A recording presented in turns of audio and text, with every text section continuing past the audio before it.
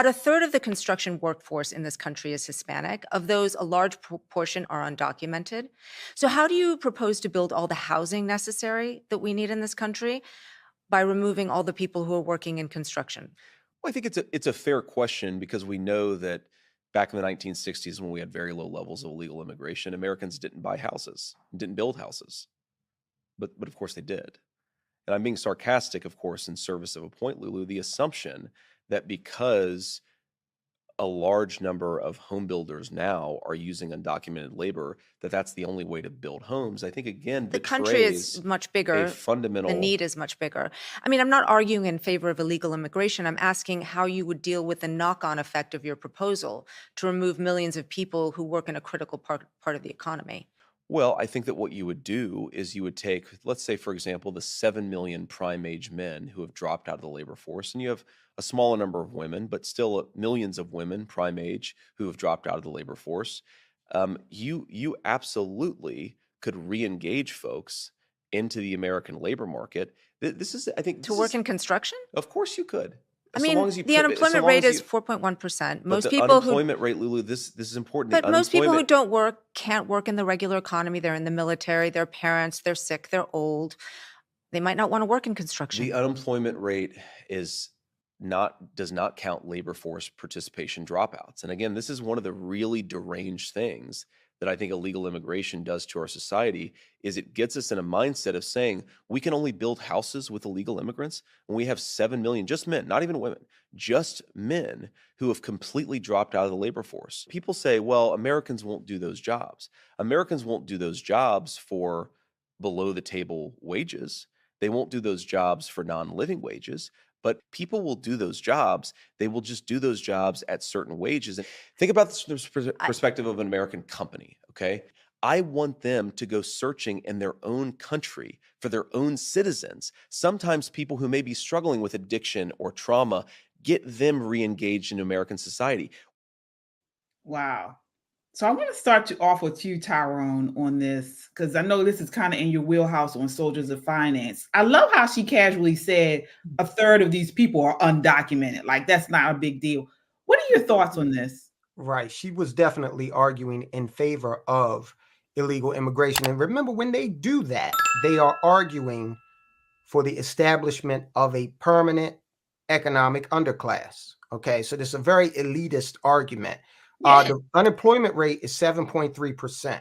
The media always does this. They always cite what's known as the U3 rate, which is the most favorable rate to politicians. But if you look at that Bureau of Labor Statistics report, the U6 rate is the most accurate. And it still probably is a little low, but it's 7.3%. So this rosy picture that they've been painting with unemployment and inflation is totally false. And you've got a lot of Americans that are displaced. There was this guy who stood up and challenged John McCain because he made that same claim. Well, Americans won't do these jobs. And the guy said, hey, if you pay me the prevailing wage for the job, okay, then sure, I'll do it. I'll go out and I'll engage in agricultural harvesting or whatever. Can you commit to paying me the real wage? And McCain, in his cantankerous fashion, tried to, just basically ignore what the guy was saying. That's the argument here. It's the same thing. This policy of unbridled immigration does two things. It seeks to establish a permanent economic underclass, and it exposes women and girls to horrific treatment in terms of making that track illegally. Okay.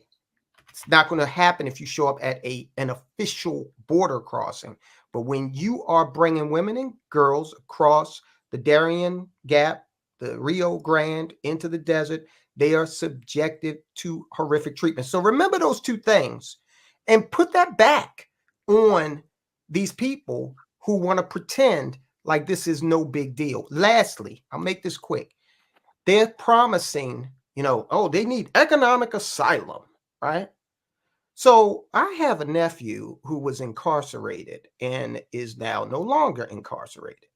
Where does he go for economic asylum? Where does he go to reestablish himself and become a productive member of our society? Now, he's got to do it, okay? But the promise of economic asylum in a country where we've got Americans sleeping on the street, Yeah. this is just crazy to me. His comments were very pro-America. And that's what we need more of. And it's like every time I see these interviews in the left, all they're talking is about everybody else and not people who need help, who need assistance, who need work right here in our country. Two quick things. I noticed that woman, I forget her name, the journalist, I don't know if she meant to, but it doesn't surprise me if she did. So ultimately, she's supporting low wage workers, right? She's supporting exploiting these illegals for the sake of having, her fancy homes and whatever estates built. So that doesn't matter as long as she can get the cheap labor. That's okay. But that Black people or other Americans won't work for those low wages, that's something wrong. It's interesting how these elitists, how they just overlook. They have blinders on when it comes to the things that they actually do. They can speak a lot. They can say a lot of stuff, but what they actually do is they are blind to their own ways. That's number one. Number two, if I heard her correctly, she lumped the military in there with the unemployed. The last I checked, military people have skills. They actually work. They get training. They actually work.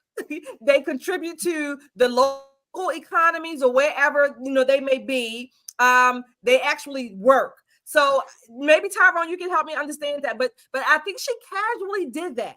And military members have sacrificed a lot to, particularly when they travel out of the country, when they work overseas, they sacrifice a lot. So she casually threw that in there to me. And I think that was overlooked by a lot of people.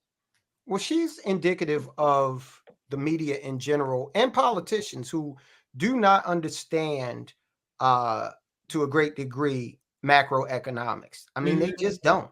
And I've always said that if you win a primary election, you should then have to go and take a college level macroeconomics course and come out of that course with at least a B. Otherwise, you can win in the general if you want. You will not be certified to take office. Okay. How we are allowing people with no macroeconomic acumen to be in charge of billion and multi-billion-dollar budgets, even at the city level, it's beyond me, but it also, the proof is in the pudding of how fouled up America is right now from a fiscal and monetary standpoint. I actually have a lot of kind of conflicting thoughts about the interview. Of course, the lady interviewer totally promoted illegal immigration. It's the same kind of argument when they say, what are you going to do? Who's going to clean your toilets? Like that's the same kind of argument, and it's very demeaning to people who are coming in here and also towards immigrants in general.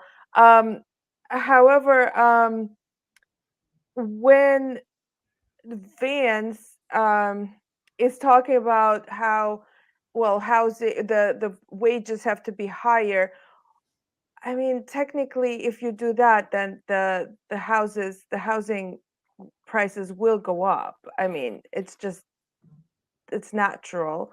So in a way, when you look at it from a libertarian perspective, illegal immigration does drive our prices down. And I'm not saying that it should be happening, that illegal immigration should be happening. It makes me think about wages in general and minimum wage, because I actually don't think there should be minimum wage. I also don't think there should be government programs that are like welfare and that people just live off of for years and years. that could be one of the reasons why these people who are Americans do not go for certain jobs, because they're comfortable receiving whatever food stamps and whatever else, or housing assistance that they're getting. And immigrants or people who have literally no even working papers to be here, they end up taking whatever jobs available. So actually, ideally, I would want to see everyone taking whatever jobs available. But for that to happen, there has to be some kind of, push. You have to feel that you're not comfortable unless you do that. And when Hotep mentioned, well, he said something about people being smart and not taking those kind of jobs. Well, I know people from other countries that come here, and I'm talking about those that did not have papers to be here originally. They end up having a house, buying a house within a few years of being here. And we have Americans who. Yeah, but what you're saying, that kind of contradicts what you said, because that's why, again, with the illegal immigration, it drives up the cost of housing, because you have these people who either buy the homes when they come here and they're illegal, or they're getting government assistance to buy No, homes. I'm not. No, Doesn't they that increase the shouldn't be demand? getting government assistance. If Absolutely. Americans are not buying homes because the interest is too high, and who are they building homes for? Are they building homes for themselves? Because we see a lot of American, businesses, hotels being used to house all of these millions of people, illegal, 8 million plus people. So who are they building homes for? And if they drive down the cost of homes, are the materials cheaper? Do Americans want those types of homes? So there's still other, like, macroeconomic, to use Tyrone's word, macroeconomic factors. I don't care that they drive the costs down.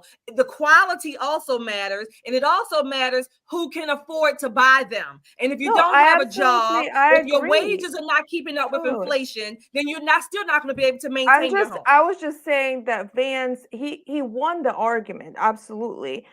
I mean, but it's more of a complex issue, and definitely the illegal immigration has to stop, but also any sort of government assistance should stop. And Here's the then we thing. will have prices and prices dropping, and also more people working.